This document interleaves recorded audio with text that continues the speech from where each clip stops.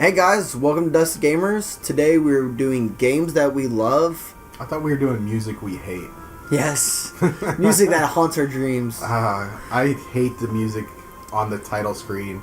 Not because it's bad music, but because I've left this playing so many times. So many times I've gone to the other room and it's been like, fuck, this song's still playing in the other room. So this is Binding of Isaac.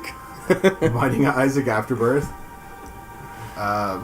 Man, I fucking love this game. I played it so many times. Yeah, I mean, this will be the daily run. We've been playing this game for a straight year.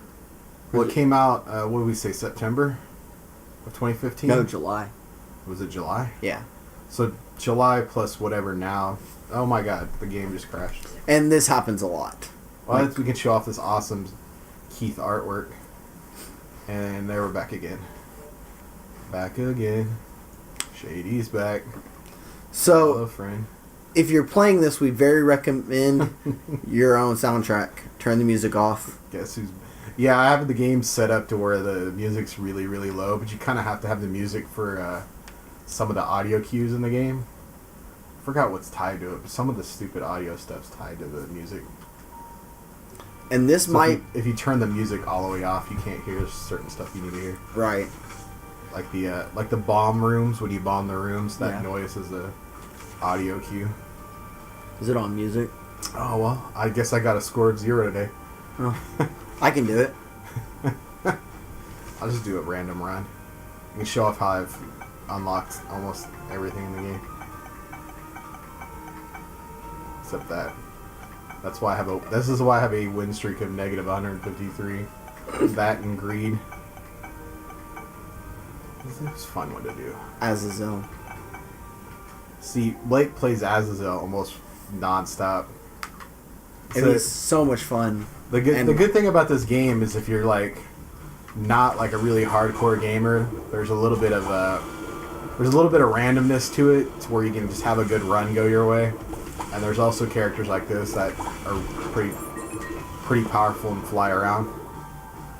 But it's still, at the same time, it's still difficult. Because I know I cut my teeth playing a lot of Azazel. Getting my first few runs were... My first hardcore running of the game was all Azazel runs. And it's been a pretty good start. Heck yeah. So how many... I had 18 days played? Yeah, you had 18 days. I had... It was at least a week. That's way too much. I mean, and that's also among playing lots of other games too. Right. I want that dice. This is the game we talk about when we spend too much on a game that we don't like. Yeah, because I spent a total of $30 maybe on this. If that. I don't remember. I think it was $15 and then $10 for the downloadable content. Yeah, but it might have been $15. Yeah, I mean it could have been, but it could have been $100 at this point. It would have been worth it, as much as I played it. We talk about Spider-Man as a game we bought, we never played and stuff, and then it's like, well, yeah, we spent $50 or $60 on Spider-Man, but we spent $20 on Binding Isaac, and we've played it for weeks. Yeah.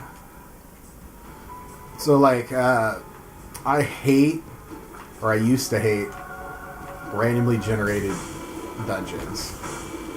The idea of a randomly generated dungeon seemed like a pointless waste of time, cop out. It felt lazy. See, I come from the RPG era where designing a dungeon was designing the game. Right. So coming up with an algorithm to make your game basically build itself it just seemed boring, because you weren't discovering anything when you're going around a dungeon. You're just ooh, dice. Oh, man. So when you play Final Fantasy, part of the fun is uncovering all the dungeons. Same with any Metroidvania type game. That's the whole point. So if you would have told me 20 years ago that one of my all-time favorite games would be based on the idea of just randomized dungeons, I would have been no fucking way. Oh, yeah. Of course, technically, if you would have told me 20 years ago I'd like a first-person shooter, also tell you no fucking way, because I mean, 20 years ago I fucking hated first-person shooters. Right. But times change. So like, I guess to explain it to anybody who's never touched this game before, it's sort of based on the Zelda. Like the old school Zelda. I mean the looks of the game. But it's sort of a twin stick shooter instead. Where Don't get the tick, don't get the tick. You move around with your left and you shoot. You can shoot with your right, or you can shoot with the buttons. You catch yourself using the buttons most of the time. I use the buttons because I'm a control freak and I like having that exact hit. Especially with Azazel, because you're constantly like swooping on and stuff. Yeah, I use the buttons also. There's a couple times where the analog stick's superior. I mean, the game's developed for mouse and keyboard originally, so a lot of it's tested to be that, hitting buttons to shoot. Right. I mean, definitely the analog stick's better when you get like Brimstone or something. I should have re-rolled that. Yeah. I like that better. Ah, that was unfortunate. So the game is you're a child.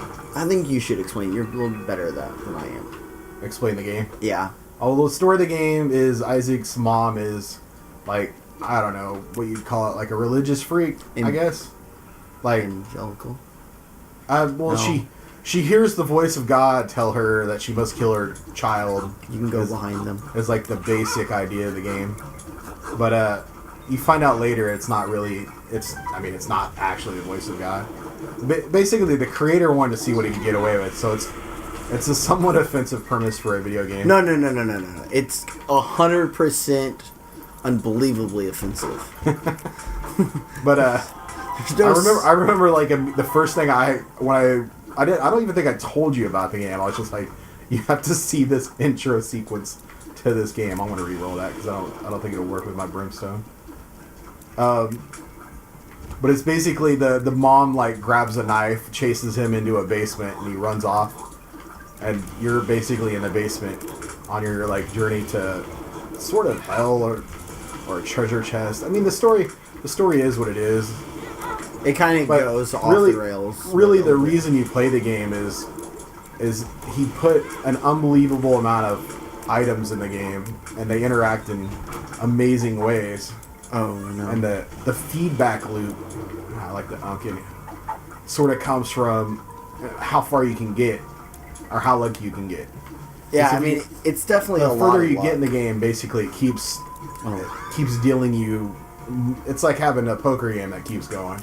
Keeps dealing you new power-ups, and you just kind of play the hand that it gives you and see how far you can get. And sometimes you get stupid lucky and you're crazy powerful, which is really satisfying when you've had a lot of bad runs and they've been kicking your butt. So, and then everything that makes you more powerful, because you're shooting tears, it's hard to tell with this character. Yeah, this guy doesn't shoot tears like the other one. He shoots this bloody vomit. But what you're shooting is tears, and everything you get makes you cry more. Yeah, like it'll give you like a hanger that you stick through your head, and it considers that a power up. We should have used Isaac. Yeah.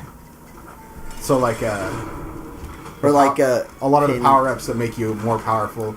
You get like terrible food that gives you more health. Like it gives you like dog food.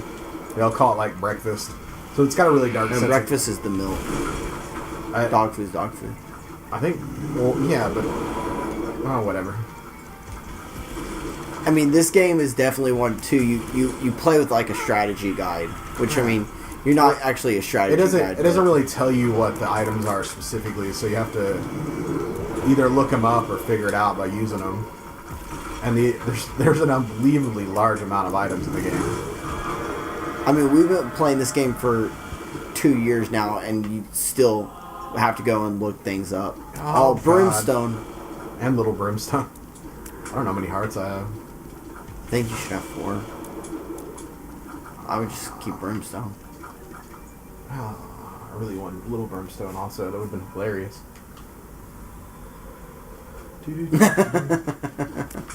I still don't know how many hearts I have. That sucks.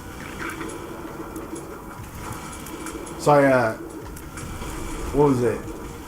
One of the things about creating deciding that a game's probably going to be one of your favorite games is when you're younger, it's a lot easier. When you're like 18 years old and you've loved a game for 6 years, it's pretty easy for you to be like, oh yeah, that's my favorite game. Yeah. Because it's been your favorite game for like a third of your life, and it had like a definite impact on who you are or anything. You know, like it. Right. Like with me with Grand Theft Auto, I have that one story, like, that I can really tell and be like, I'm not going to tell the story because we're going to use it. It's later. really weird. I turned to Blake a couple months ago and was like, you know what? I think Binding of Isaac's got to be one of my top 5 favorite games of like ever. And it's weird because like that means I have to start thinking about which game from my childhood isn't a top 5 game anymore. Like, which games did this beat? Like, and I definitely wouldn't make it my favorite game, 'cause that shit's set in stone. But man, I don't know where it falls on my list, but it definitely is up there at this point. See, Up there so much that I had to look up. I looked up the developer because it seemed like he had a lot of the same sensibilities as me, being a fan of Sam Keith, great comic artist guy that created The Max, which Like, I'm a huge fan of. I mean, this game kind of led to also what we're doing right now too. I mean, Right. it led you into getting back into comic books, which I ended up getting into comic books at the same time because of it. Well, that was Sam Keith. And then, right. Well, because you realized who the artwork was. Right. Oh, wow, I can And- just keep getting hearts. If I had more money, but I don't have money. Oh, I can re-roll that stuff too. Oh, that's... Flashlight, that's nice. Oh. So I actually looked up the creator of the game. I kept knowing his name. I knew he was related to Super Meat Boy, but I didn't realize it was which one it was when I saw the name. Because I'm not big on really giving two shits about developers that much. Like the developers are great and all, but I care about their games. I don't care about the guys that much. But this is a weird case where I figured out not only is he the same age as me, but he was born the day after me. Literally the same year. So, which I thought was really funny. A lot of the stuff he's into is a lot of the stuff I was Is this into. the Super Meat Boy guy? Yes, Edward, I don't know fucking how to say his name, like McMillan. But if you do watch this video, we love your work. Oh yeah. It's like, you just could tell, like, it seemed like he played a lot of the same video games as me growing up, into the same music, Nine Inch Nails and stuff. Clearly, same artist, same dark sensibilities. And it's the Max isn't like a common thing for people to get into. It's, Oh, that's unfortunate. yeah, whatever. Anyways, I'm gonna pause this episode because this is about time.